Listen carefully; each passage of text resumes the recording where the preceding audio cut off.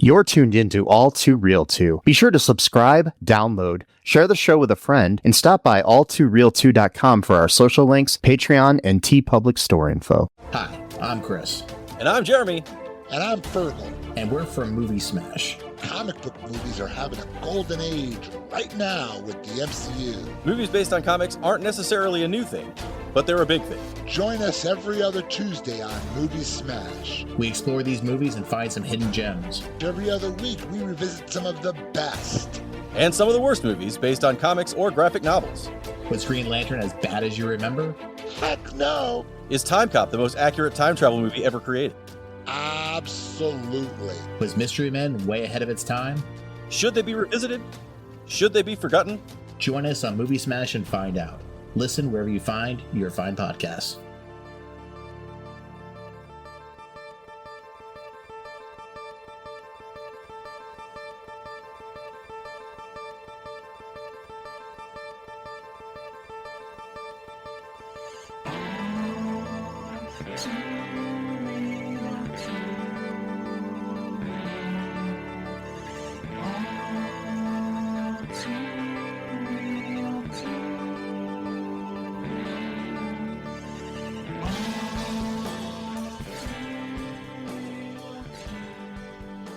Okay, everybody, welcome to the latest episode of All2ReelToo. My name is Michael E. Cullen II, and with me, as always, is...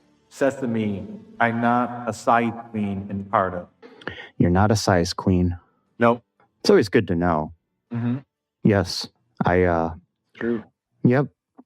So do you ever think about the fact that there are all these galaxies in the world? Yeah. And that there possibly could be a planet somewhere with like humanoid creatures living on it that have podcasts. I mean, maybe, or if maybe they don't have language the same way that we do, but they maybe have like the equivalent of what a podcast would be, in their culture or their planet rather. Like maybe it's telepathic, or maybe it's something similar to what a podcast would be. Sure, I've thought about it. Do you think on this other planet there might be a version of Dawson's Creek? See, I don't know. See, I've been thinking about that too, about how media, I mean, what if they would have media, what would it look like?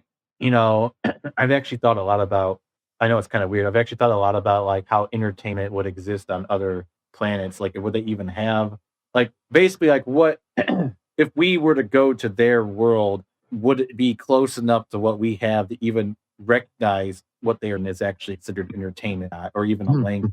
Like, would it be so far removed from what we perceive to be normal, or even real for that matter, we might just not even notice? Like, they could be having like the time of their life. They could be like laughing, yucking it up like it's the yucks, or whatever.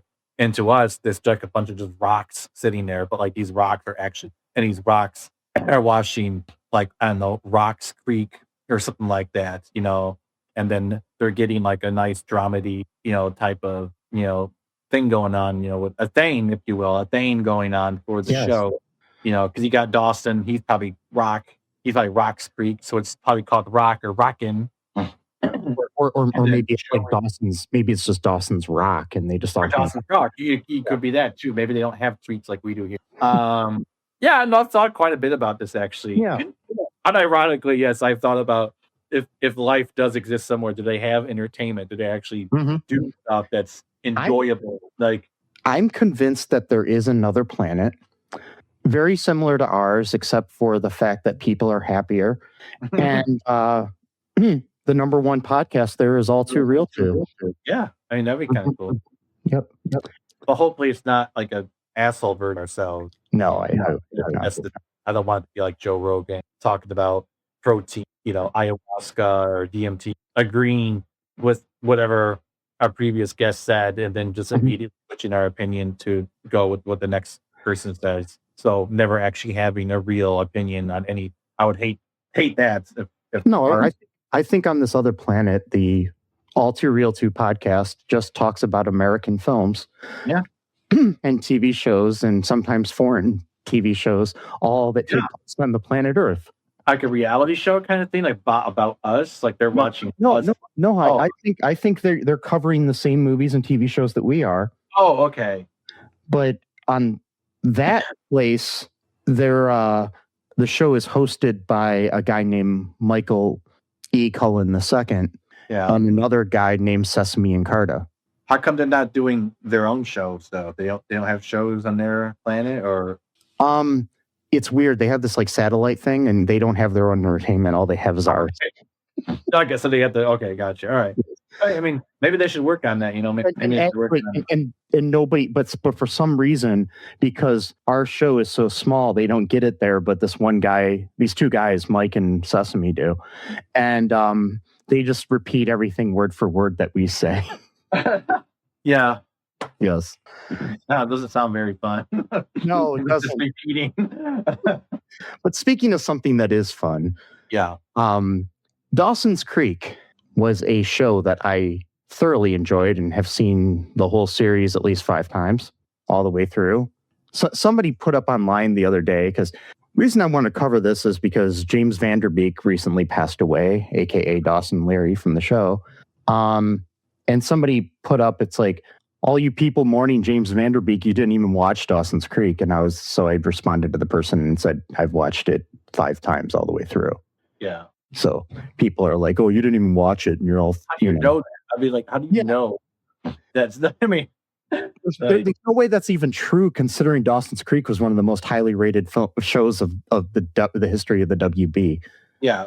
So, I mean, it has so many, like, especially in its early years, was like used like in so much other media, making reference to it. Like I remember watching the I think it was the 1998 or 1999 MTV Movie Awards, and I think Samuel L. Jackson was in a sketch, and they, at some point they were like doing like a mock-up of Dawson's Creek. He was like singing like the I don't remember exactly what it was, but I know that it was him, I think. I mean, they even appear in Scary Movie because like they have a thing where they go up the wrong window and stuff. And it's It was here, I'm looking to Samuel L. Jackson, Dawson, and see if it should. Yep, Dawson's Creek, Katie Holmes, Samuel L. Jackson. It's from the MTV Movie Awards. Doesn't say what year, but I'm pretty sure it's either 98. Anyway, that's a whole other. Yeah, you know, I was not really like when Dawson Creek first came out. I wasn't really like a creeker or a creekhead. That's hardcore fans. Depending on the region, you know, this is the regional. Either you're a creeker or a creekhead, you know. If you're in the middle between the two, you're kind of just decide what you want. So I was not a creeker or a creekhead at the time. If you're a real fan, you call yourself a Capesider. There you go. Yeah. Yes. So I didn't start watching it until it was like 2012. It was 13. Yeah. Yeah. And I watched most of it. I was getting it online. I couldn't have so like some episodes were missing here, and I couldn't get all of them. But and I did start watching it again towards the end of 2020, but then I kind of stopped again. Mainly, I know it's kind of a dumb reason why, but it's because they changed the theme song, and for whatever reason, I still like the song. But what the deal with that is that so for streaming rights, they didn't secure the rights to that song, and it was too expensive to have the Paula Cole song on all the seasons that they were streaming. They were only able to do it for like one season. I have all the DVDs, and it's the same way. The first season has the original theme song. The song that they did use was recorded for Dawson's Creek, and it was used in Europe as the theme song. Okay, so it was aired. So it was a theme song. It just wasn't the one we were used to. But now on streaming, they do have the Paula Cole song back. But see, the thing is what ended up happening is because when you record a song, there's the masters are owned by a record company. The Paula Cole owns the rights to the song, but not the masters of the original recording. So she re-recorded the song, and they use the re-recorded version now on streaming. So now you can watch it with the original song. Just she re-recorded it in like 2021 or something. Yeah. Okay, I was wondering because it sounded much cleaner. The production, I mean, it sounded much cleaner, like it had just been recorded. And okay, that makes sense. I was like, wow, they remastered the song. It sounds really, really good. I don't know if the one that we watched, the pilot, is that version or the other version, because they had the rights for it. Well, maybe it was the regular one. I don't know. Yeah, but now, like, if you watch season 2 through 6, you can watch Good. Yeah, so like whatever reason that was throwing me off. Like I like the song itself. Like that wasn't really the issue. It just like it changed the feeling. Like the song, like the theme song is literally supposed to. It's a theme. It's supposed to give you like a feeling of like what the show is actually supposed to be. So it is important to have a good or a theme song that fits well with it. But like you said, that was in Europe, so I was already designed, for that as well. So it wasn't like they just like hurried up and made a new song and shoved it in there or whatever. But that's not what I was used to. I was used to hearing, I don't want to wait for our lives to be over. Bam, bam, bam, bam, bam, bam, bam, bam. Do do do do do do do do. I at the end I go do do do do do do. I had that part at the end. That's my version. The other thing that's kind of annoying too is like I'm pretty sure that for streaming a lot of it, because they used a lot of songs that were popular for the show when it aired, and then they replaced them with kind of sound-alike songs on the DVD. But again, this is before they knew about. They didn't know the future of streaming. They didn't know this stuff that was going to happen. So there used to be a website when I would watch the show that listed the replacement song and the original, so you could imagine. How would you do that though? Because you would still miss the dialogue unless you were able to. No, it just says they just listed it so you knew what it was replacing. Oh, okay. I was going to say it wasn't like they were telling you to, play it instead, but because so you get to isolate the tracks, the audio, just to put this. There's a lot of work for very little payoff. Yeah. That's something I would do probably for fun, but that's just because my idea of fun is doing tedious micro work. So that's what entertains me, is spending 4 hours on a video clip that would be like 30 seconds long, maybe. Well, there's like what the heck? I don't know if the website still exists or anything, but I remember I used to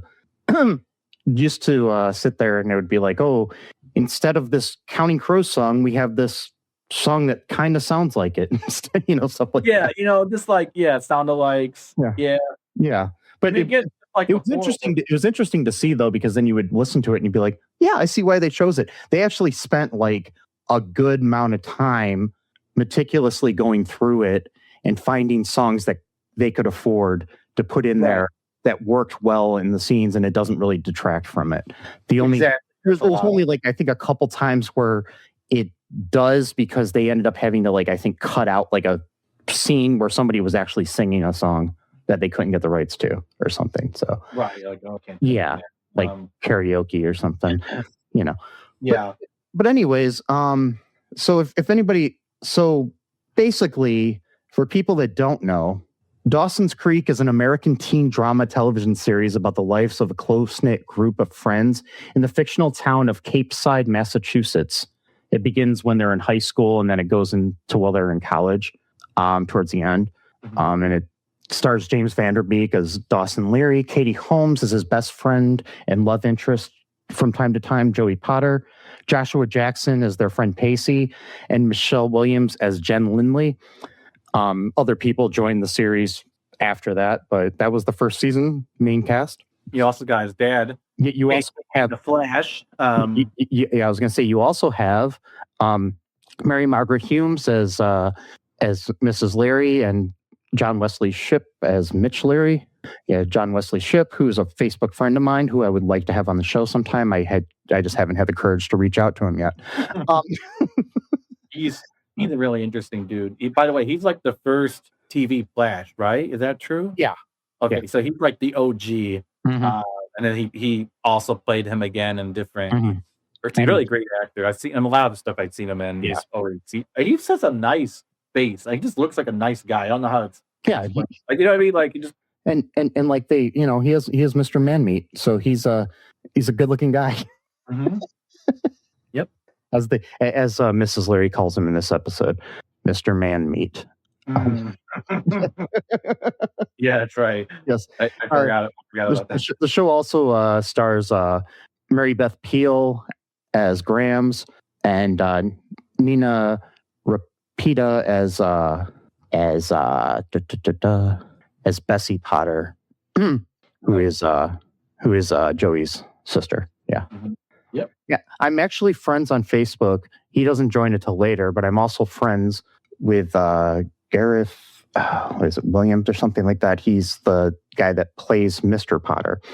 So I'm friends with both Joey and Dawson's fathers On screen. Okay. on Facebook. That's cool. Yeah.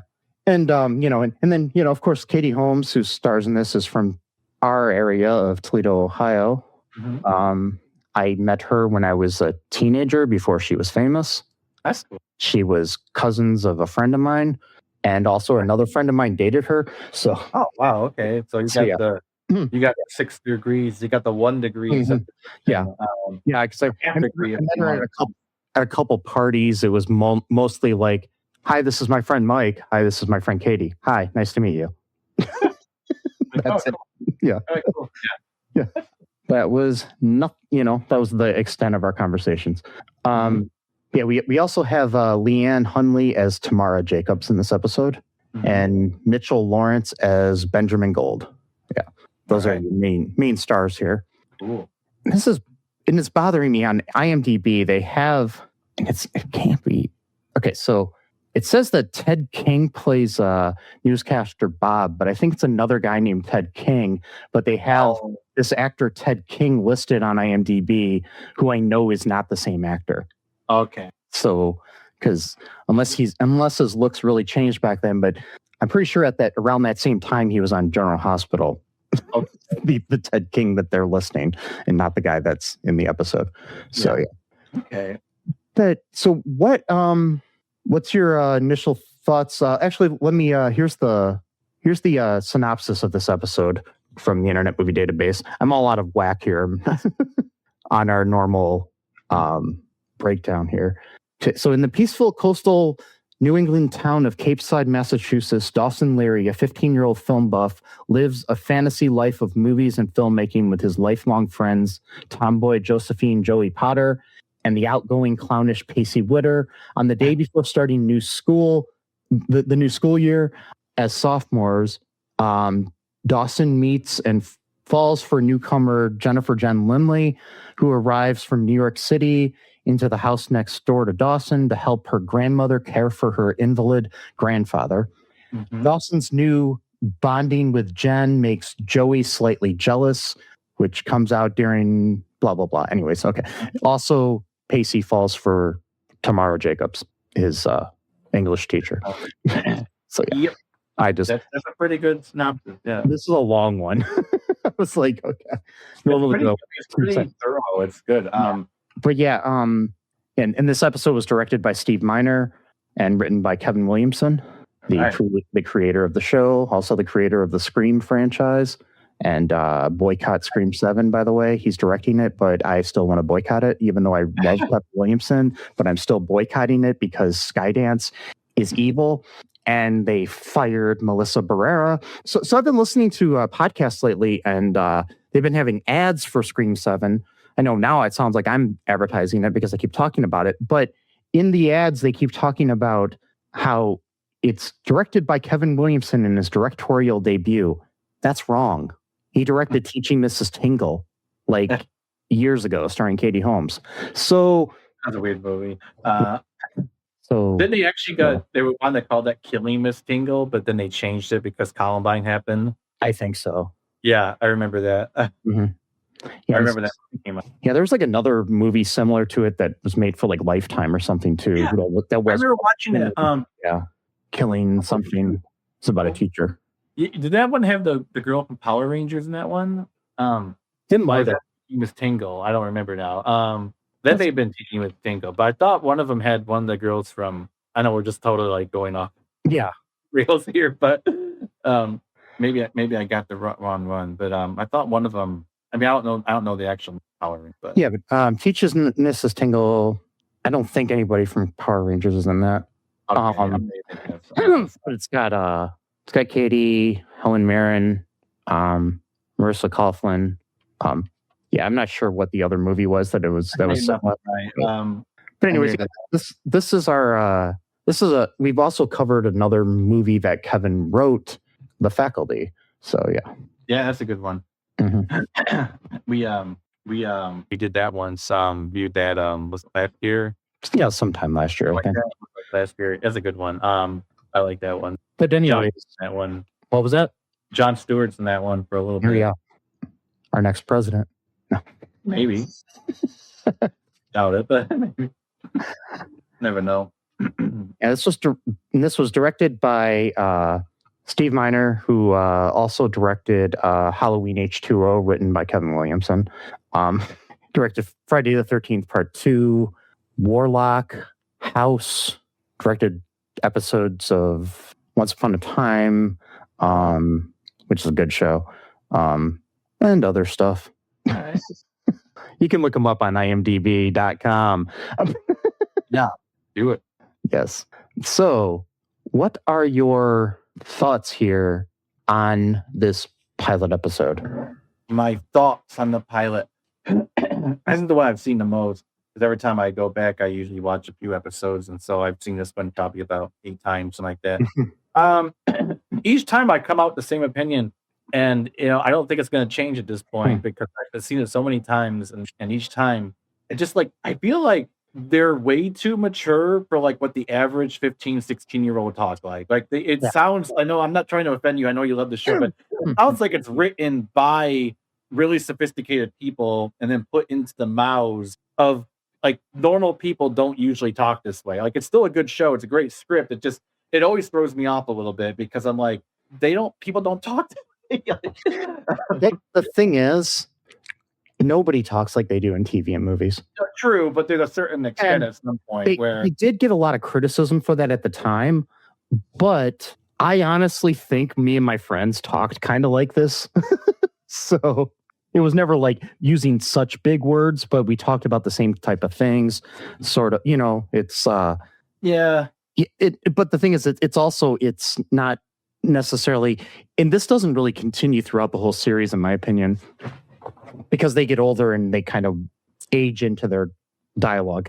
Plus, it's a Kevin Williamson thing. Because if you watch Scream, it's very similar. Yes, I haven't seen that in a long time. So yeah, or I remember. Yeah, or if you watch, he also wrote "I Know What You Did Last Summer." The kids, and even in The Faculty, the kids all talk above their age. Yeah. Something about it just throws it off. I don't know exactly what it is. Just I've watched it enough times, but I just don't think my thing's gonna change on it because I've watches to. It's from the very beginning, when she's talking about very reasonably, mind you. I think Dawson's being fucking normally, even though he talks the biggest moron in their show. Rest in peace. I mean, not the actor. I'm saying, the character. If you think that he's in the same mold as a Ted Mosby or a Ross Geller or a JD from Scrubs. Yeah, where basically the biggest idiot in the show is the main character. So, yeah. Because so we pretty much begin the episode with Joey, played by Katie Holmes, is leaving to go to bed because they start school tomorrow and she wants to get rest before going to school. He's like, well, why? How come you're not sleeping over here? And she's like, dude, we're 15. What? And he's just well, what's the big deal? You've been doing this since you were 7. It's yeah. And now we're 15.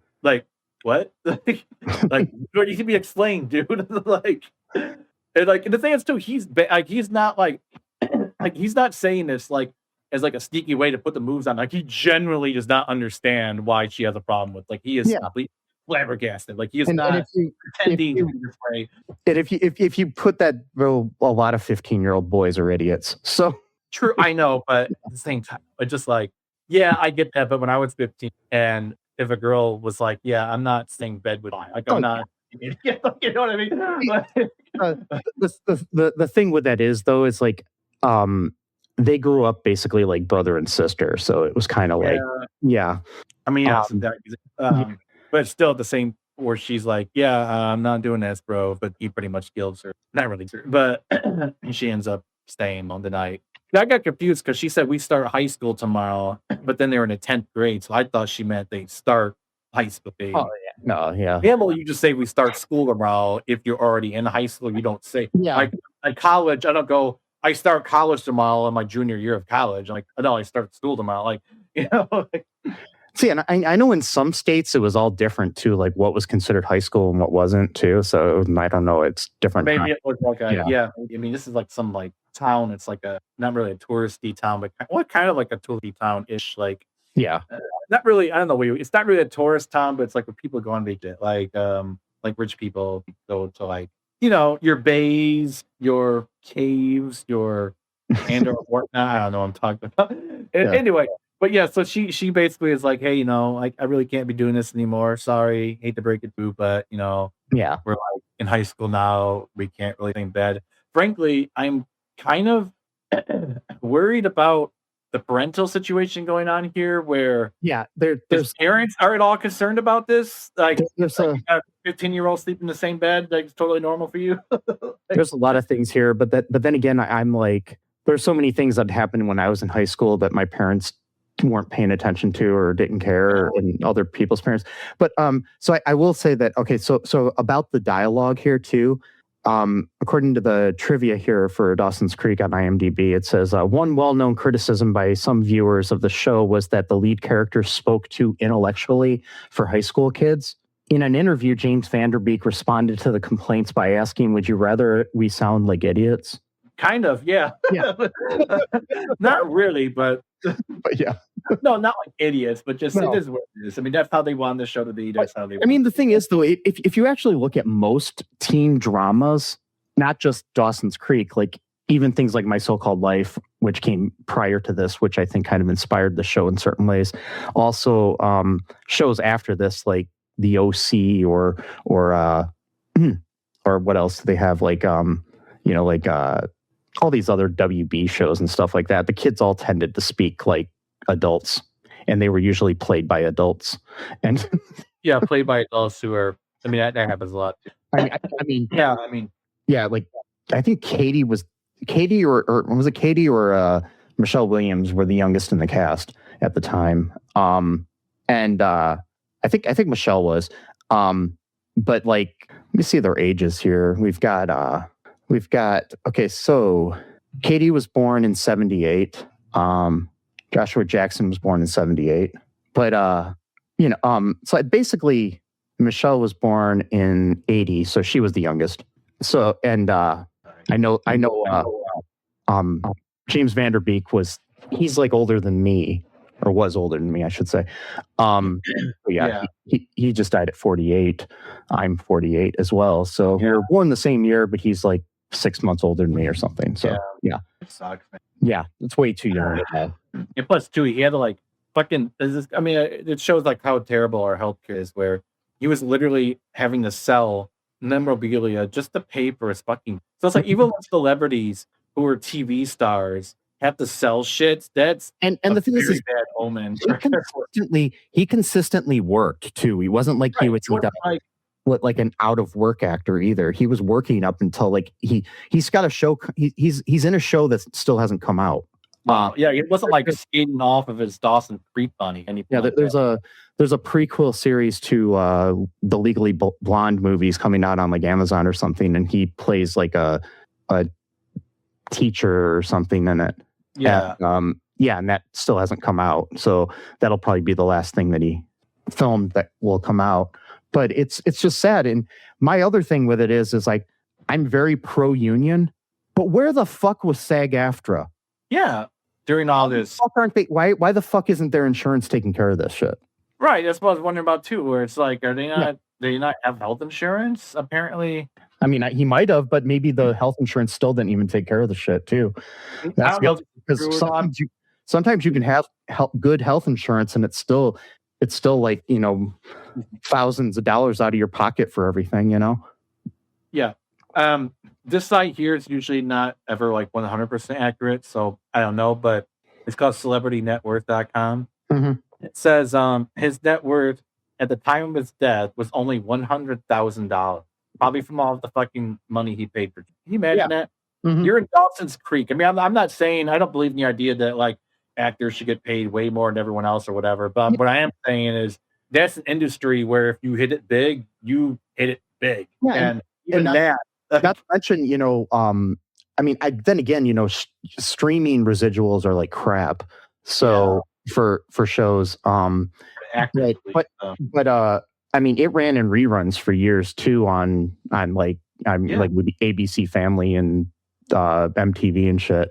So my brother used to watch every morning before he went into work. He would watch. He would leave the TV on, and then Dawson's Creek literally became like his alarm clock. Like his brain, basically his brain like registered as time to wake up is when he hears the theme. I remember them doing like marathons of it on like, I think it was ABC Family or MTV or something. They would just do it all day, and then I think it was on some Nickelodeon channel too, and so it was different things over the years. But and so you probably got residuals from that, but it's still it probably got so fucked over by the health industry and stuff, and it's just sad.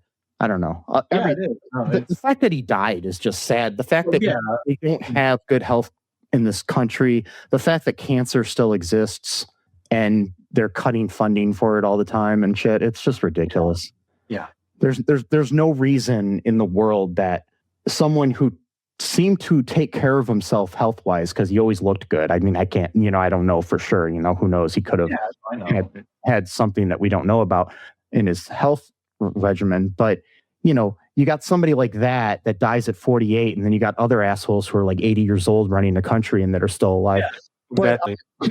It's like an injustice all around. I'm not mentioning names there at all. I'm just saying somebody that's probably 80 years old and eats Big Macs every day and stuff. But or snorts cocaine off of toilets. And sounds like garbage disposals in Mac. And nobody in particular. Just take your guess about who is being anyway. So that just sucks. And I mean, seeing all the things and like seeing like the last pictures of when he was like in his bed and Alfonso Ribeiro was like with him and played Carlton on Fresh Prince. I guess they were really good friends, and he was that was such a sad picture. Alfonso was like the godfather to one of his kids. That's the other thing. He had 6 children. Oh shit. That, I mean, some of them pretty young, and they're going to grow up without their dad. Right. It's such. But like when Charlie Kirk was killed, like the whole country had to stop. Everything had to stop. The trains had to stop. The cars had to stop, and we got all memorialized this guy. But someone like James Van Der Beek dies, who wasn't a complete asshole. It's like, oh, that's sad. Let me move on. Go get a coffee at Starbucks. And of course, the moment that he died, underneath every news story, there was different conspiracy theories as to why he died. Oh, what's he got the COVID shot? Is that why? That was one of them. Of course. That was one of the first ones I saw, because anytime any celebrity dies, it's because of COVID. Because of COVID, or because of the vaccine, rather. Not COVID, but because of the COVID vaccine. And the other one was, what did he know about the Epstein files? Yeah, there's another one. Yeah. And it's just like, he had nothing to do with the Epstein files or knew anything about anybody involved in them. I mean, what the fuck? Well, before that one evolved too. Before they mentioned the Epstein files directly, they'd always say he was trying to expose a satanic pedophile cult. Yeah. But now they just say the Epstein files because that's basically what they meant. Yeah, and they'll say he was killed by it. They played the long con game and gave him cancer. Like 3 or 4 years ago, so he could die now, and not expose things. Yep. Come on, like, get real. We all know that. But there's aside from the dialogue, which is fine. I mean, that's how it was written on purpose, and that's just how they wanted it. And the way I look at it is that there are plays and songs and movies and everything that are written at different types of ways, like that are, because like it took me years to understand the idea of a musical, for example. that, because you basically just got to realize that there's a truth in art, but there's also the idea that it's a way of entertaining us to reflect that truth back to us. Yeah. And it's not necessarily, there is realistic, slice of life type things. And this is kind of slice of life, but they glorify it with the dialogue. And like I said, the dialogue lessons, like the first episode is definitely one of the first season, I guess, too, is like kind of definitely one of the most intellectual dialogue heavy seasons. Yeah. But it's like, it took me for years, like I'm saying, with like musicals, to understand that somebody could just break into song in the middle of a scene. Right. Like, no. But yeah. It's not, I get it. And I mean, I look at it too in a different way. Not that I'm saying Kevin Williamson is like Shakespeare, but it's kind of like poetic in the way that he writes. Yeah. Like Shakespeare in his iambic pentameter. But yeah. It reminds me of something else now that you think about it. That kind of dialogue, not for screen, but like another. It's like a movie. I don't remember now. It was some like either a movie or another show around that time. It was not My So-Called Life or anything like that. It was something else entirely. Where it was that very like dry intellectual type of rhetoric or narrative, whatever. Yeah. But like the thing, that's not even the main thing. My main thing is some of the characters in the show. So for example, we have this new character named Tamara. I'm not sure how it's Tamara. Yeah. She comes in to rent a video, both Pacey and Dawson, and she comes in basically immediately acting like complete MILF, like no subtlety at all, like practically like she's sitting there literally requesting The Graduate, those type of movies. So Pacey's like, all immediately turned on by this. So then, he lets her, take The Graduate, and then next day he finds out. What I don't get about this, so she's an English teacher, right? She's coming into town for a new job as teaching, okay? Mm-hmm.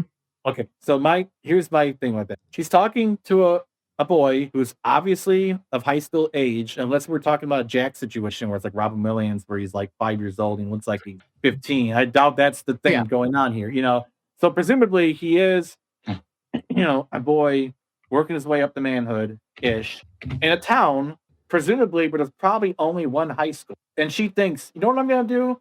I'm going to put the moves on this teenager that very well make whatever. Might like, it probably will be one of my students tomorrow. And that's going to be a great idea, right? Yeah. No, not a great idea, because he is to be one of her students the very next day of school. I mean, like, what? I will tell you that, I mean, I think that the reason that this was kind of written in there is like the year prior to this show coming out, Mary Kay Letourneau was pled guilty in 1997 to 2 counts of felony second-degree rape of a child and subsequently married her former student. Oh, so that's why you think that I'm pretty sure, because right at that time that was kind of in the zeitgeist, and I think that's what influenced this storyline. I have no proof of that. For that one, it was even worse because it was like 12 or something. He was he was 12.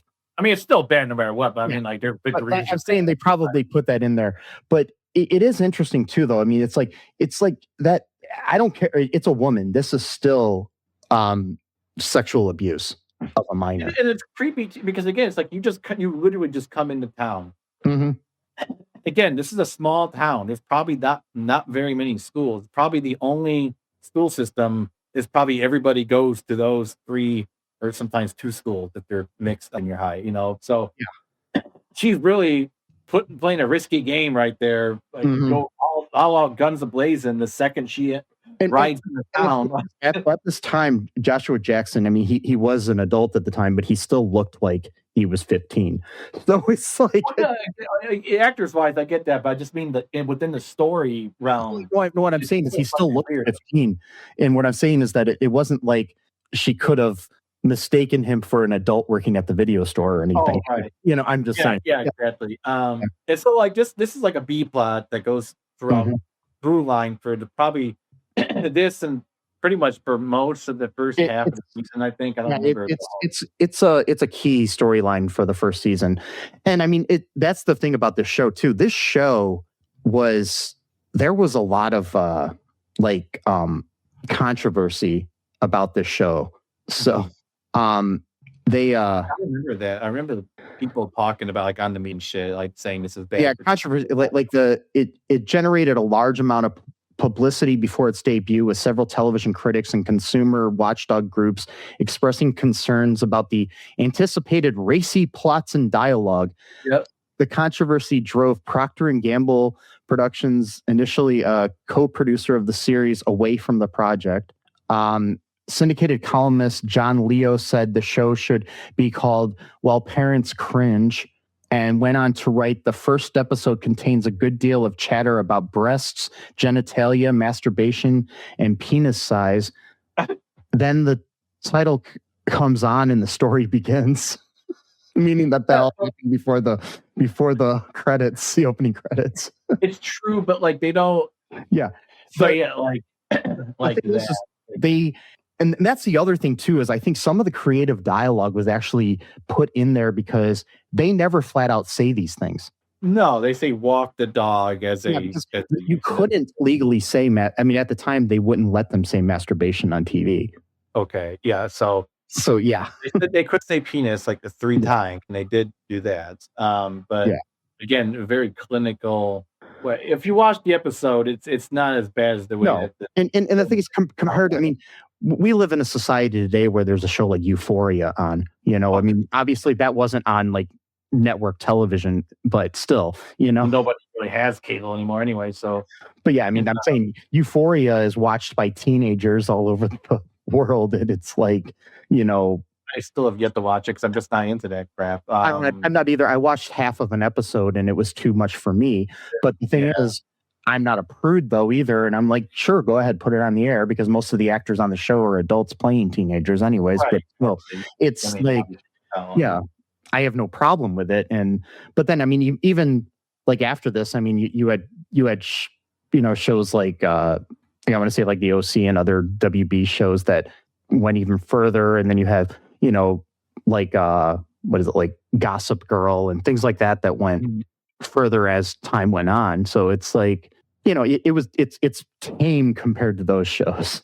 Yeah, absolutely. But at the time, the Parents Television Council proclaimed the show as the single worst program of 1997-98 and 1998-99 seasons, by being the crudest of the network shows aimed at kids, complaining about an almost obsessive focus on premarital sexual activity, references to pornography and condoms, and the show's acceptance of homosexuality.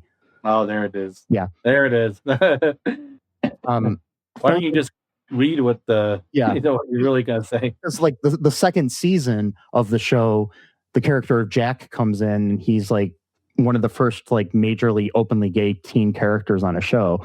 So, then former UPN president Lucy Celaney criticized the WB for airing Dawson's Creek, which features, quote, adolescent characters in adult situations in an early time slot, while the network is supposed to be the family network. However, on the opposite ends of the ideological spectrum, the National Organization Women offered an endorsement, deeming it one of the least sexually exploitative shows on the air. Yeah, I mean, because that's the thing. There's not really a whole. They talk about it a lot, but there's not really a lot of like. With it being like, I mean, the thing with it too is the fact that the female characters in the show have their own agency and their own,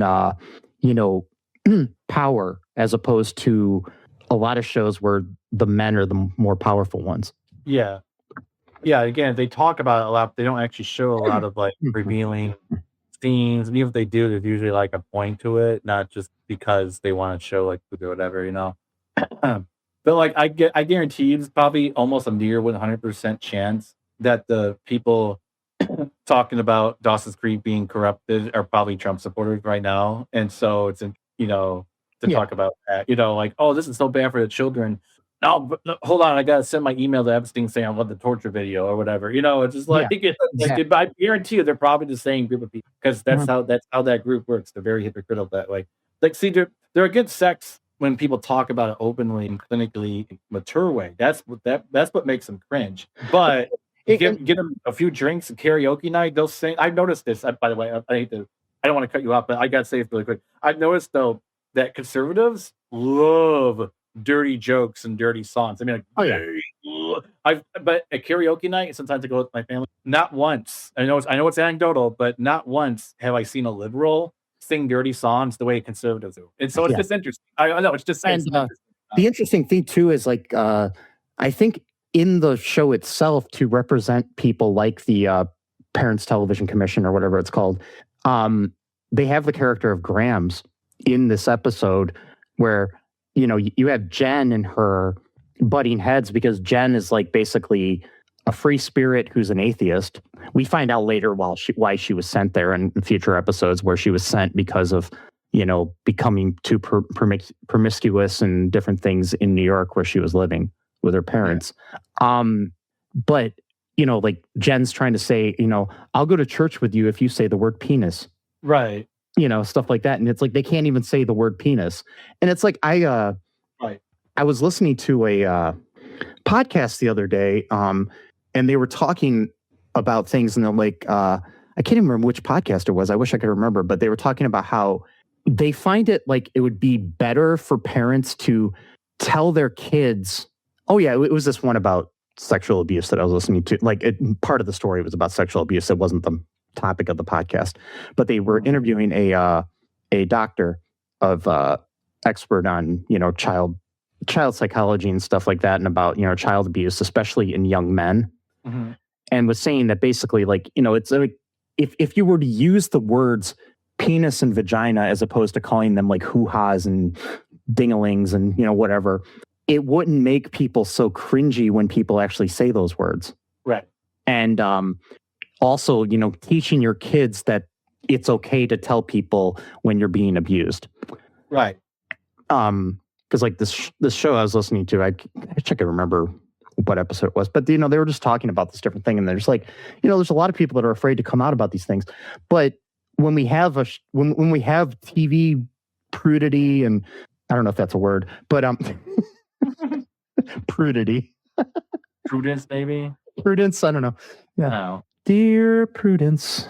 Okay. Anyways, it creates this whole like society where people are sheltered or I don't know, pent up in a way that then they eventually go the opposite direction. Yeah. When they get older, and then they feel guilty about it, so they hide it.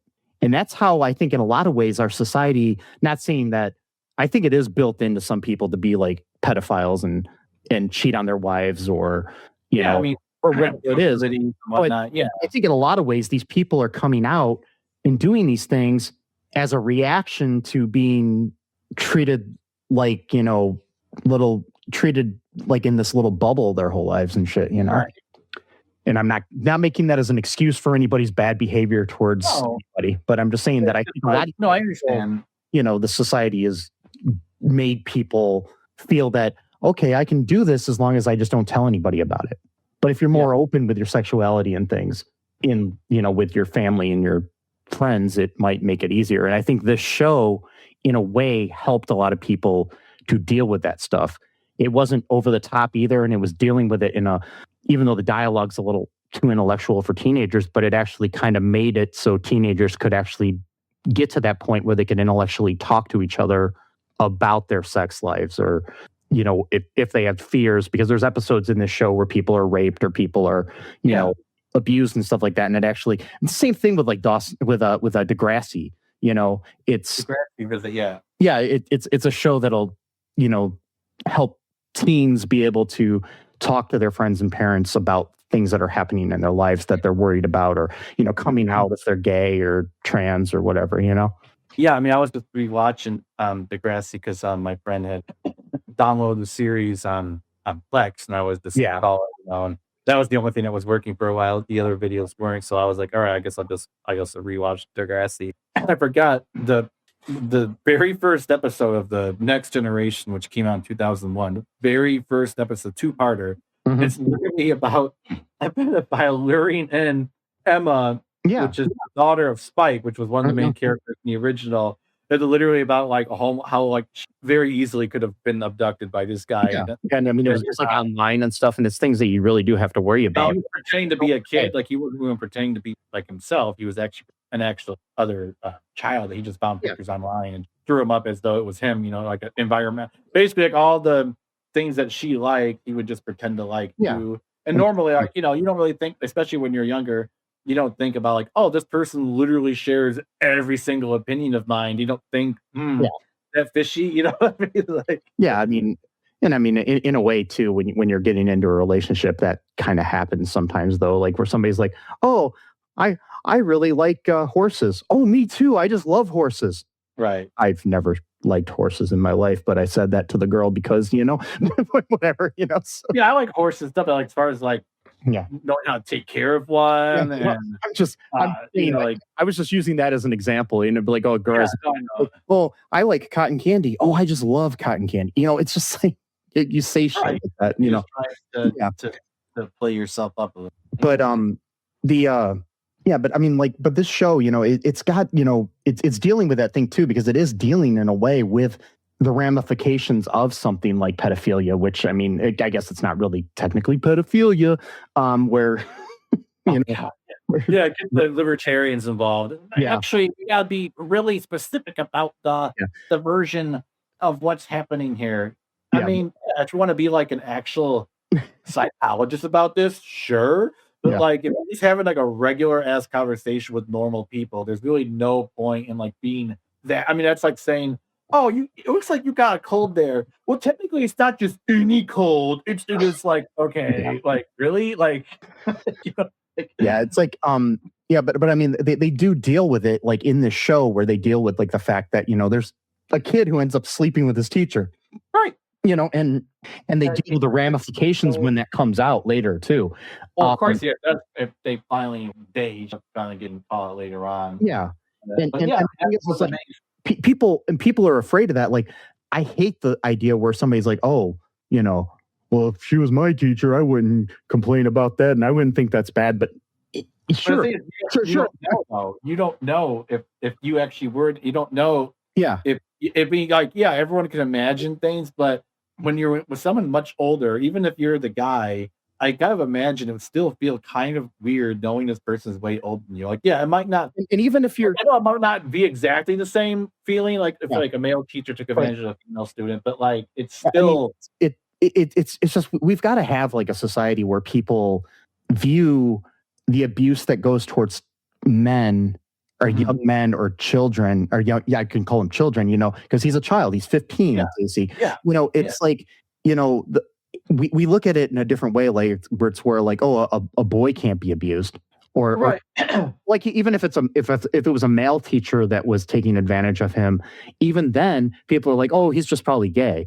Well, see, the thing is about that, and again, like I'm kind of like now going against what I just said about the whole libertarians. There are sometimes differences in how the sexes react to abuse, at least in the immediate thing. With boys, what tends to happen is that they don't really feel the effects until later on in life. Whereas with girls, it's immediate. I'm not saying that's always the case, but like give or take, that's kind of how it. So like usually with boys, they become sex addicts later in life. Yeah, and I'm not saying that that's not true. What I'm saying is the fact that as a society, we need to make it more clear that boys can be abused along with girls. And I mean, sure, there's like an organization called, I think it's like 1 in 6 or something, that Anthony Edwards helped find, the actor, because he was abused as a teenager by a theater teacher or something. But I'm just saying that like there's only 1 in 6 men report to being abused sexually as a child, but there's probably thousands more, so. Right. No, I'm agreeing to what I'm saying though, is that with boys, they tend to react differently. So I agree with what you're saying. What I'm saying is look out for the signs, because it won't look the same way usually. It's like, that's what I'm trying to get at. Or just assume that, oh, well, he's not acting this way, therefore didn't really happen. I'm saying there tends to be like a difference, like I don't know how to explain it. Like there's just like people become like either love addicts or sex addicts. They tend to want approval, especially from older women, because like now their brain has been like set almost in a certain way where they are constantly approving or chasing the approval of particularly older women, or at least older presenting women. I don't know how to explain. But like basically, yeah. But I'm saying like, yeah, they went, like how Degrassi says, we go there. Dawson's Creek went there, Yeah, and Dawson way. And it was definitely, you can definitely tell the show was influenced by Degrassi. Yeah. And other shows that came before it. And I mean, it was also an interesting thing too, because it was a counterbalance to 90210, which was made in response to Degrassi. So it's a reaction to a reaction. Yes. So okay. Because as much as this sometimes seems like these kids are too, intelligent for their age, if you watch an episode of 90210 compared to Dawson's Creek, 90210 is so fake compared to Dawson's I know. Creek. It's like, yeah. Yeah, I was not in the age demographic for that show when that came out, so I don't really remember a whole lot. I do know it was, and unfortunately, one of the leads of that show passed away too. Two of them. Right. So recently from cancer too. I think both of them. Shannon Doherty did, and also Luke Perry. So yeah, it's kind of sad. All of them great actors too. I mean, James Van Der Beek, and you will say this. I mean, he was like 20 years old in this show, in this pilot, and that kid could act. I mean, it was just you could tell. And it's like I was reading. He was in the movie Angus back in the day. You ever watch that movie? Yeah. Did we review that already? No, we ever did. I really want to review that someday. I want to review it too. That was one of my favorite movies. Yeah, I'm trying to find it somewhere to watch, but I can ask someone to, yeah. I'll send you a. Oh yeah. Maybe we'll review that next week. Yeah. Or not, maybe not next week when this airs, but sometime soon. But where is this? And he was in that. He was Varsity Blues. I was just looking something up here. Oh yeah, Patrick Reed Johnson, who directed that movie, he said because James played the kind of bully in that, but I'm Facebook friends with Patrick, and who directed Angus, and he put up a thing the other day, a story about James, and he said that when he was auditioning people for the movie, James came in and he was so nice and such a, like, he's this good looking guy, really nice, has all this charisma. Whereas like when he wrote the part, he was thinking of like your typical, thug bully sort of character. Right. But he said the moment he met James and thought he was wrong for the part at first, but then he watched him do the lines and he's just like, this is perfect, because you want your bully to be somebody likable. Yeah, because that explains why he is so popular. Because in a lot of movies, I mean, I'm just adding on to what he said, but in a lot of movies, your bully is just your stereotypical like asshole. But in reality, like honestly, his character in Angus reminds me a lot of a bully I had in like junior high. So like someone who's like, I mean, I wouldn't say he's likable from what I remember, but I don't know if it's been a while. But like, he's not like relentless in the bullying like you would normally see or think about like in a movie. Like he would do like one-liners and a little shit like that, but it wasn't like he was like all day long and prodding at him. And even if everything he says is like asshole type stuff, an asshole has to be charismatic for it, right? So yeah, it's I used to watch this. I used to watch Angus all the time. I had 96. Kathy Bates played the kid's mom. Yeah, I had a VHS of it, and I lent it to somebody and never got it back. I don't even know who. But yeah, the main kid that played Angus, he never really did much after that. I don't think he acted a whole lot more after that. Yeah, I'm Facebook friends with him too. But say hi if you ever talk to him. Say hi from him, because I used to watch shit out of them. If we review the movie, I would like to get him and the director on our podcast sometime. Yeah, but, absolutely. I used to watch the shit out of that movie. I mean, like constantly, like all the time. I've probably seen that movie at least 40 times. I'm not even like joking. I could probably quote. I can remember too, like the very beginning, that theme song when they're doing like that kind of it's almost like an emo type song. It's not really emo, but it's like before emo was emo, but it kind of has like that.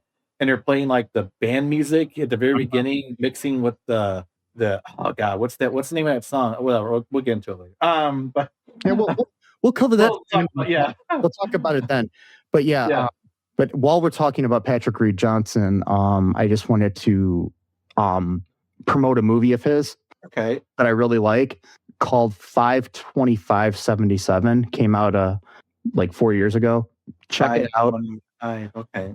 77. I highly recommend it. Maybe we'll cover it for the future.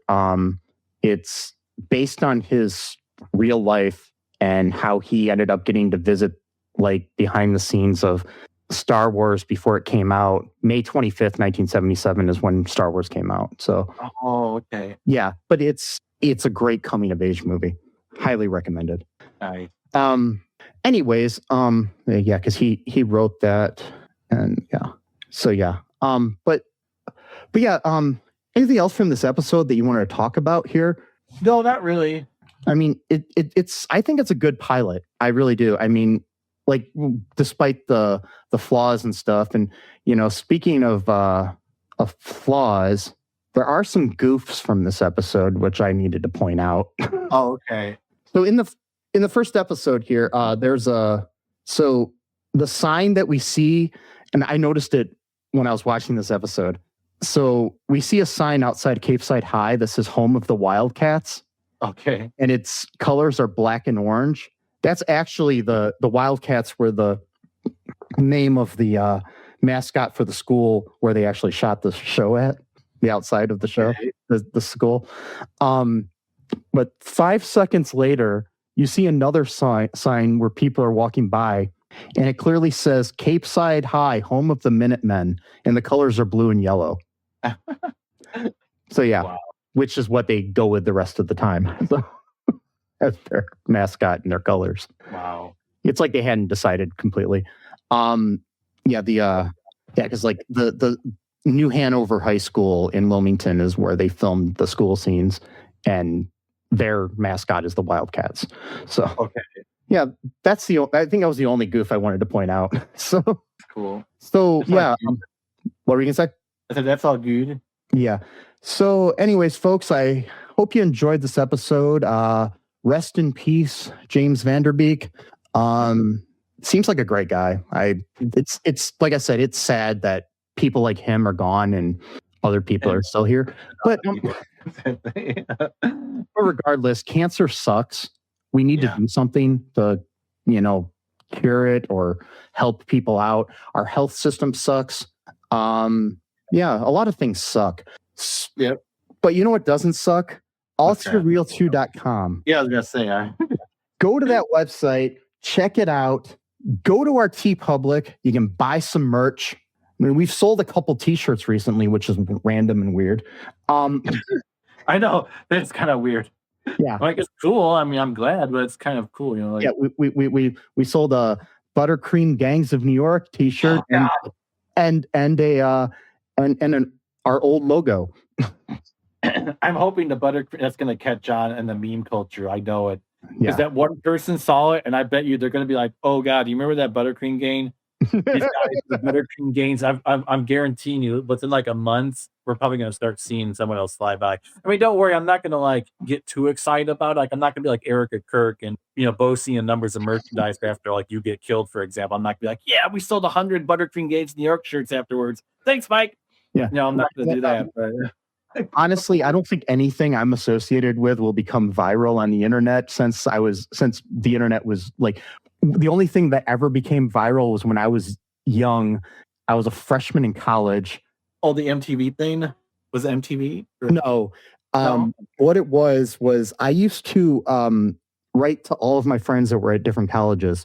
I did a joke of the day thing. Oh, okay. Or the week. I can't remember what it was, but I would send emails with jokes I wrote. Okay.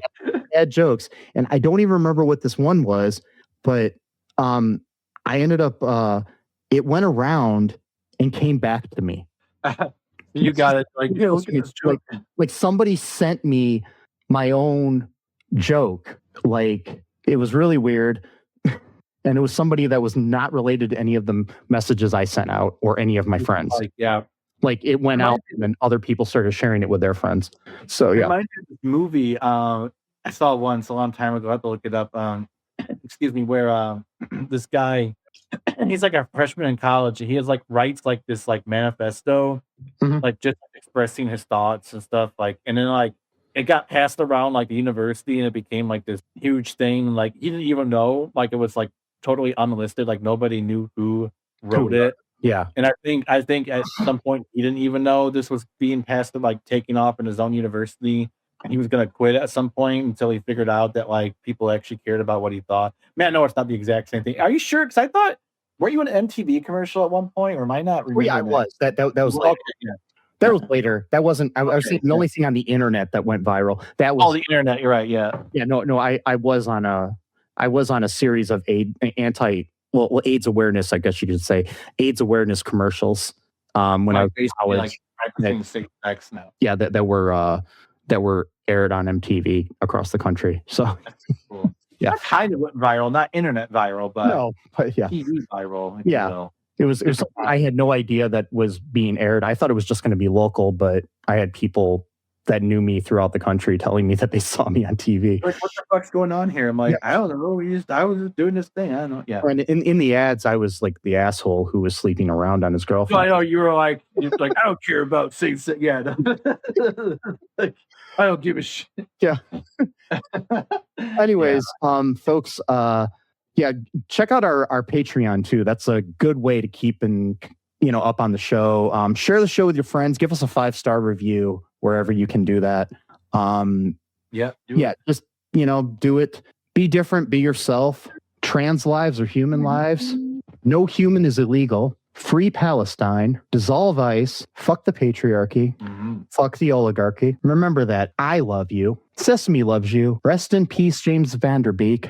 And until next time, bye-bye. Thanks for listening to All2ReelToo podcast, a Cullen Park production. Produced and edited by Michael E. Cullen II. Music by Matthew Hawes. Subscribe and share the show. Visit us at cullenpark.com.